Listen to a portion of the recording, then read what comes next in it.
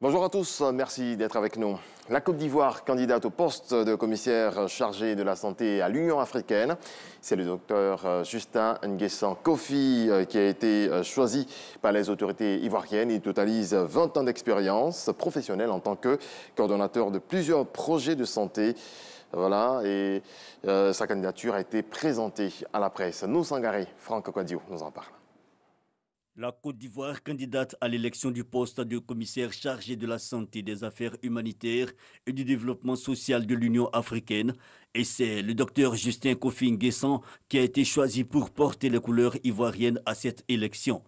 Aussitôt présenté, le candidat ivoirien n'a pas manqué de dévoiler sa vision pour le rayonnement de l'institution au plan humanitaire, sanitaire et social.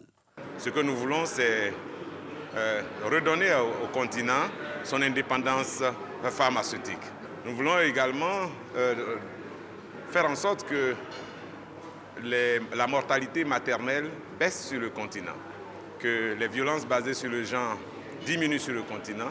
Nous voulons mettre en place un vaste programme d'autonomisation des femmes et des filles pour le continent. Pour l'atteinte de cet objectif, Justin Kofi peut compter sur le soutien du chef de l'État qui entend à travers cette candidature faire la promotion des compétences de cadres ivoiriens au sein des institutions internationales.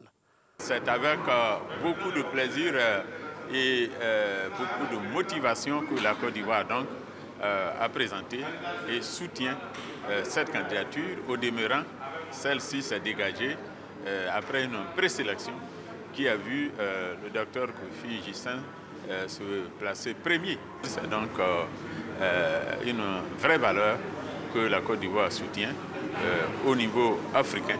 Elles étaient là. À la présentation de la candidature ivoirienne, des chancelleries n'ont pas manqué de marquer leur satisfaction.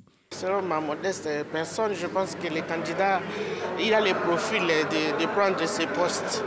Parce qu'avec l'expérience qu'il a au niveau de l'Afrique. Les élections pour le poste de commissaire chargé de la santé, des affaires humanitaires et du développement social sont prévues au prochain sommet de l'Union africaine qui se tiendra du 3 au 7 février 2021 à Addis Abeba, en Éthiopie. Des agents du centre de dépistage Covid à Cocody-Saint-Jean ont été suspendus pour racket.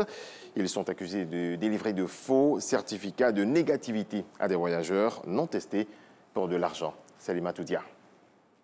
C'est le ministre de la Santé et de l'Hygiène publique lui-même qui donne l'information. Deux réseaux de faussaires qui délivraient de faux certificats de négativité au Covid-19 ont été démantelés. Ils délivraient des faux certificats de négativité à des voyageurs non testés, moyennant une somme allant jusqu'à 100 000 francs. Ce type de situation, s'il continue, pourrait mettre à mal tous les efforts que le pays a fait en matière de lutte contre la Covid-19. Le ministre tape du poing sur la table, la traque est en cours à Abidjan. Des fraudeurs ou toute personne possédant une attestation illicite seront poursuivis par les tribunaux compétents. Depuis 3 mois, la Côte d'Ivoire enregistre des taux de positivité inférieurs à 5%. La maladie est sous contrôle avec des acquis à conserver. Et pour le ministre Aka Aoulé, pas question de régresser avec de tels agissements. Autre volet de l'actualité, un éléphant aperçu à Tembegele, village de la sous-préfecture de Dabakala. L'animal a détruit les cultures des maisons et menace désormais la population. Le point de Kouadio Kwame. Situé à 60 km de son chef-lieu de sous-préfecture d'Abakala, Tembegele, village de plus de 1000 âmes, enregistre depuis le 17 décembre dernier un étrange visiteur. Un éléphant qui passe ses nuits dans le village, toute chose qui crée la psychose au sein de la population rurale. Les dégâts ont débuté par ce qui tient d'habitation à la petite communauté Peul qui mène ses activités à l'orée du village. On a beaucoup peur. Un soir, on a découvert un éléphant dans notre campement. Et il a commencé à détruire nos petites cases. Bon, pour cela, on s'est déplacé. On a rejoint les gars du village. Une présence qui a fortement modifié les habitudes des habitants de Tembegele. Actuellement, on n'arrive même pas à dormir. À partir de 17h seulement, Tu t'amuses à te promener seulement, il va faire des dégâts. L'essentiel, le plus difficile même, s'il sent l'odeur de manger dans ta maison seulement, tu es foutu. On ne peut même pas aller au champ. Depuis le 17 décembre jusqu'à présent, on perd le riz à manger. On a peur d'éléphant. S'il te trouve avec la moto, il gâte la moto. Il gâte la culture, l'igname, bananieux, riz, tout.